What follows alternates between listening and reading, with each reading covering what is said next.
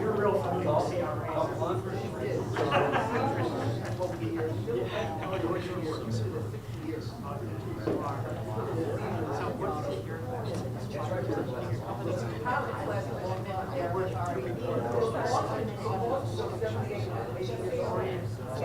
I'm not against project manager. 1 minute time frame, 1 minute. I used to do you're a loose show.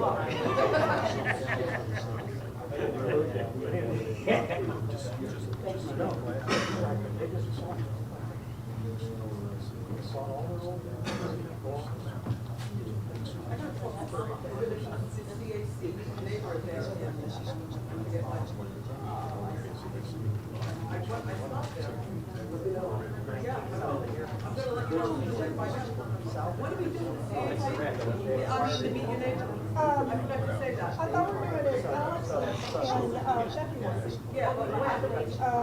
November? Hold on.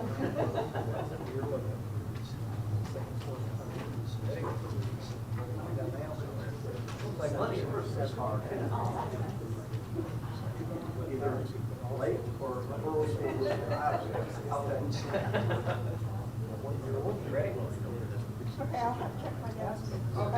Yeah, I don't have it written down. I was, for some reason, I was thinking. I got it. The 21st.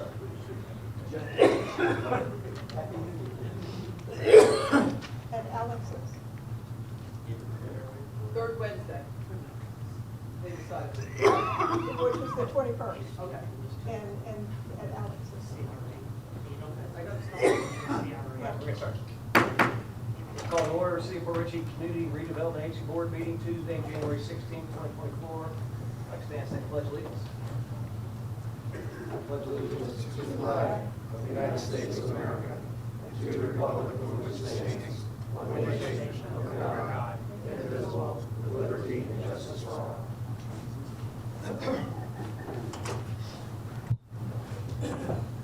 Madam Clerk, you take roll, please. Chairman John Eric Hoover, Here.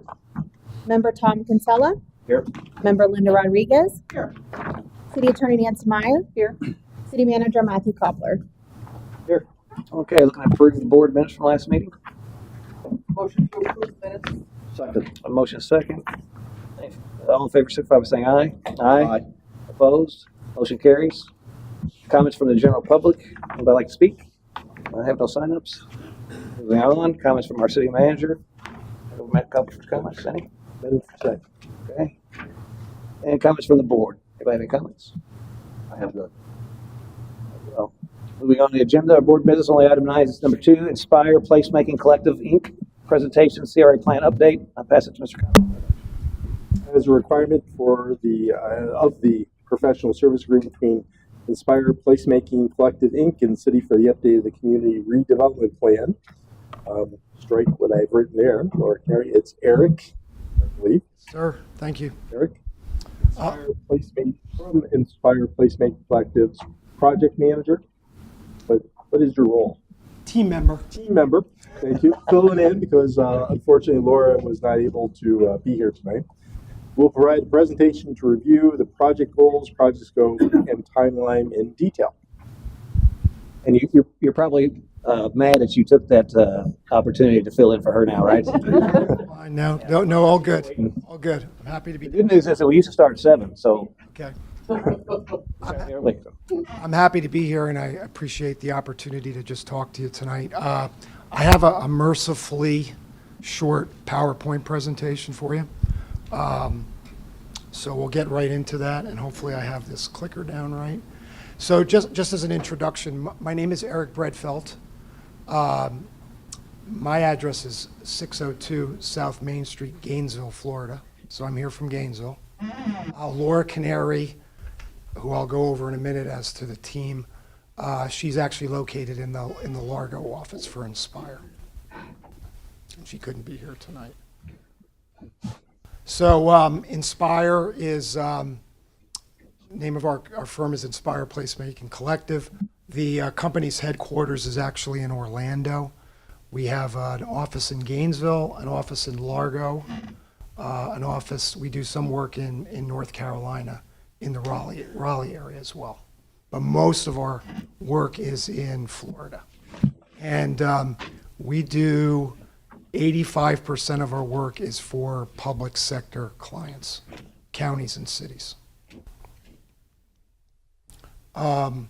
These are just some of the principles of our firm. We're interdisciplinary. We do much of our work through partnerships. We're committed to excellence, and we're all about trying to make places better through design. In terms of the team, as I mentioned, really the principal group that will be involved with this project are the top four, right after Inspire. Laura Canary is the project manager, and she's working directly with your staff, with Pam, and with the city manager. My name is Eric Bredfeld again. I do a lot of economic development work, and then I'm also trained as an urban planner. We have a person, Katie, that works on a lot of our production, and then Laura Martinez is also in the Largo office along with Laura, and she's a planner and is working primarily on redevelopment projects.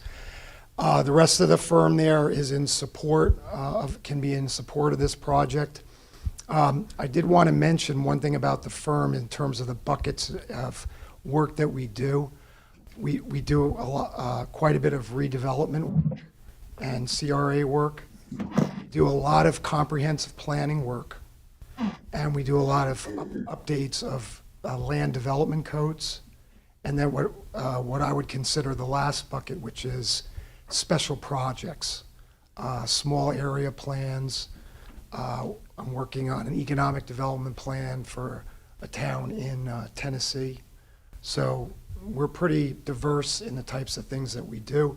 I mentioned to the city manager earlier today, one of the communities that we're working on their comprehensive plan currently right now is Pasco County. So we're doing Pasco County's comprehensive plan right now.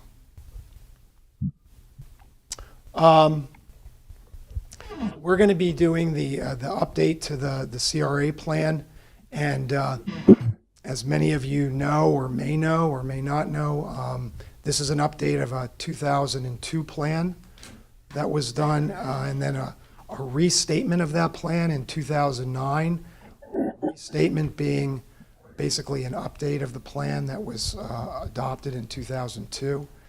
And we'll be doing that redevelopment plan to reflect the existing landscape in terms of existing conditions that are confronting the CRA, proposing any additional capital improvement projects and redevelopment programming, and importantly, making sure that the update is consistent with the Florida statutes, Part 163, which is the part of the Florida statutes that governs CRA plans.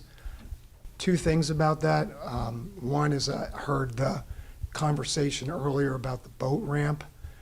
Very important in the CRA plans to make sure we're fairly explicit about what capital projects we actually want to do. So it's an opportunity for the community to define those, basically.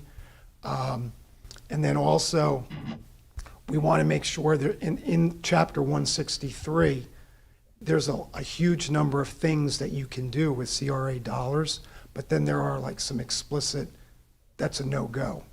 So I heard a little bit of the conversation about to what degree is something an alteration or renovation, and we'll just want to make sure that we call the city attorney's attention to that particular statute, which is, I think it's 163-370, that kind of lays out sort of like the do's and don'ts and make sure that things that we're going to do are do's and the things that we're not going to do are don'ts. So my last two slides really, this just lays out what we're going to be doing, because it's a process, and so we go through a series of steps here. we're already done with task 1. We've already done the kickoff and data collection. We're into task 2, which is sort of evaluating the existing conditions and taking a look at sort of all of the documents which your staff has provided us so we can evaluate the 2002 plan, the 2009 update, and any other pertinent documents that we have to take a look at. So we're in the process of working on task 2. I would say probably by the end of this month, maybe early February, we'll be done with task 2.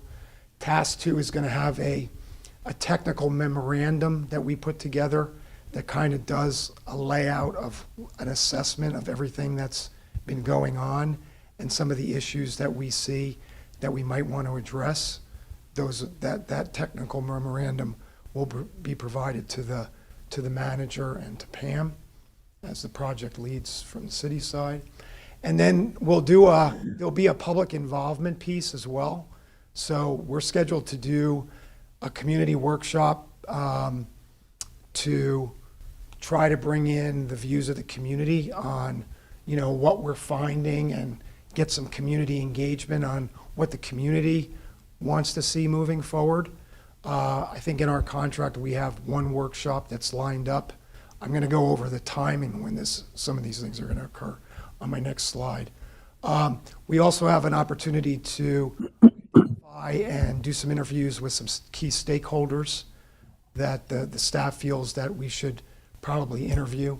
And then we'll do a summary of that, and that'll be a second technical memorandum that we'll provide to staff. And then as we get into the next task 4, we start getting into the guts of putting the plan together. So like task 4 is basically the guts of the plan. So we'll be doing that and working on production basically.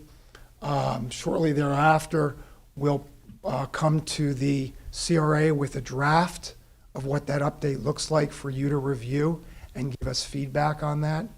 And at some point, we need to take the update to the local planning agency. I don't know what the title here formally is, but Planning and Zoning Board maybe.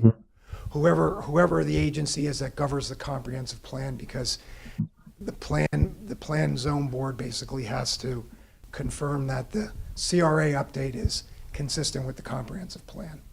Would that be the comprehensive land use? Yeah. I think ultimately it's Maybe both. Yeah. Go ahead, sorry. And then finally, we'll get into the last task 6, where we'll, bring the final product forward for adoption by the council. And this is basically what the timeline looks like. So we're in 2, 3, 4. So you have the 6 tasks there basically. As I mentioned, we've already done the kickoff and data collection, task 1. We're into task 2, the CRA existing conditions.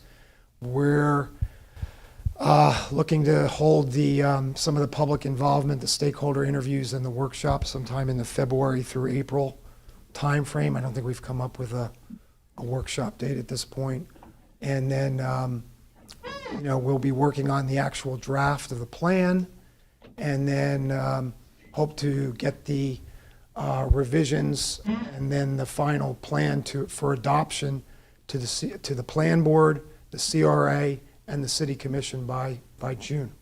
So this is basically a 6-month project, and sounds like it kind of dovetails well with some of the other things that were being discussed by the city council today. So that's good. Might be helpful for us to think about when we do the community workshop. Sometimes we can do it as a standalone. However, if there's another thing that's going on in the community and we want to piggyback on something as well to maybe generate more folks coming out to it, that would be great too. But we'll have to put some further thought into that at some point. Thank you. Any questions? Look forward to the information you come up with. I know that it's a short time frame, it's not like so long. Would you give plenty of notice for the public involvement Absolutely. I mean, for us to try to get the interest of the residents, and it's something that we're not doing it next week. So No. plan ahead. Yeah, we'll plan way ahead, and we'll make sure that we work with your staff to get it out in the channels that it needs to get out to. Thank you. In terms of the workshop, just so you know, the way we do that is we normally give like a sort of a similar overview that we just gave to the council tonight. So, and make sure folks understand what the CRA plan is all about, et cetera. And then we usually we break out into exercises. We do different exercises, like we'll have a basically a map of the city, and we'll ask people where they want to see redevelopment, or what type of the redevelopment do they want to see, and they can place those things on a map. That would be maybe an example of one exercise. Prioritization of different types of projects. I mean, do we want the CRA to focus on parks and waterfront type things? Do we want it to focus on streets and sidewalks? Do we want it to focus on economic development programs? Do we want it to focus on programs that assist with upgrading our housing stock to some degree? So what are the priorities of the communities? Because we'll want to make sure we reflect that, and then we can reflect that back to the council as the powers that be to make the final decisions. So that's how that actual workshop would move. Sounds good.